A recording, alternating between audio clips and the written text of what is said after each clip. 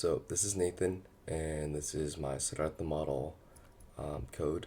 So we start by importing NumPy, matplot library, and SciPy integrate, the OD int, and then we're setting up some initial parameters up here, and some infection rates and other types of rates. So infection, incubation, recovery, death, and asymptomatic.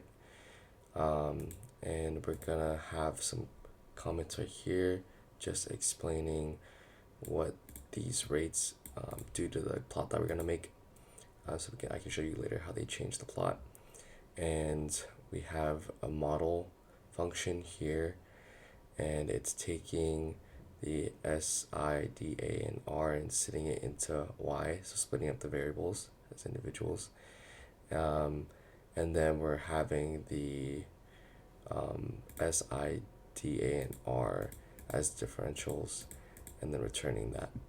And then our Y one is just compressing the data into a variable, and then we're setting our x-axis as 365 days to represent a whole year.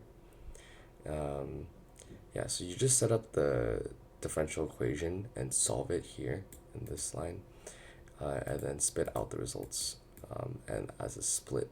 So S, I, D, A, and R are the solutions, and then you just plot the results right here with labels.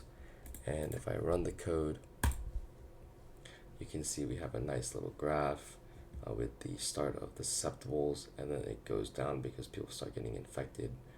And then after they're infected, you can see how many recover from infection, and then how many die, and how many people are actually asymptomatic but still have the infection. So for example, this line right here says that with beta, the peak of the infected curve to be higher or earlier if you change it, if you increase it.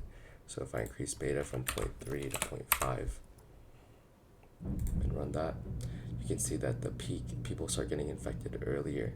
But if I reduce it to 0.2, it pushes it down further on the x-axis.